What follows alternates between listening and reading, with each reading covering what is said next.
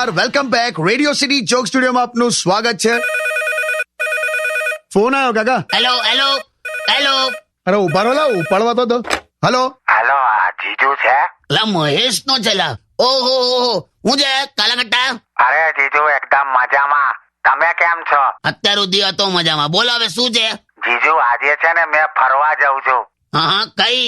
એમાં શું છે, હમણાં ગઈકાલે છે ને હું મારા શેઠના ઘરે ગયો હતો ને, તો મેં એમનું એક બહુ સરસ કામ પતાઈ આપ્યું. એમને છે ને ફર્નિચર માટે સુથારની જરૂર હતી ને, તો મેં એમને બહુ સરસ સુથાર લઈ આપ્યો. તેમના ડબલ બેડનો ખાટલો, પછી ફર્નિચર, બારી બારણા, બધું એકદમ સરસ કામ પતી ગયું. અચ્છા. તો એ શેઠ એટલા બધા ખુશ થયા ને, તો મને બોલાયો અને 1000 રૂપિયા ઇનામમાં આપ્યા. અરે વાહ વાહ, ચાલ સરસ. અને પછી મને કે લે આ 1000 રૂપિયા અને ભાભીને પિક્ચર જોવા લઈ જજે અને સારા રેસ્ટોરન્ટમાં જમાડજે. લે.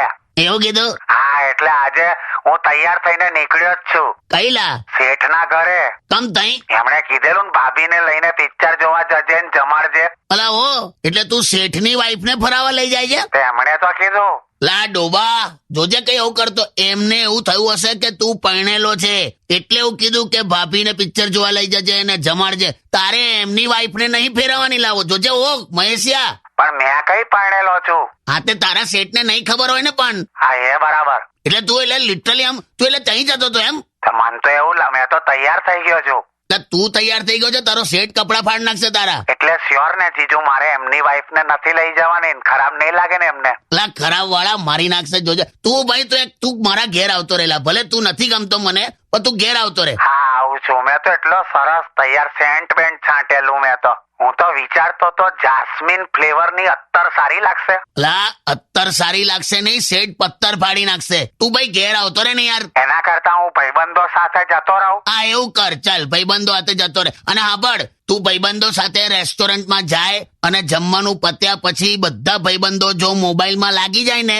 તો સમજી જવાનું કે બિલ તારે ભરવું પડશે. અચ્છા. ચાલ મૂકી દે હવે. અને તઈ શેઠના ઘેર ના જતો. ના હવે નહીં જાઉં. હા મૂકી દે. એટલે આ તો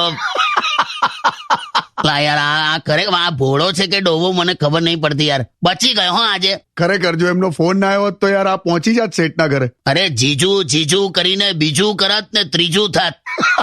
Stay tuned with Kishore Kaka only on Radio City 91.1. Only on Radio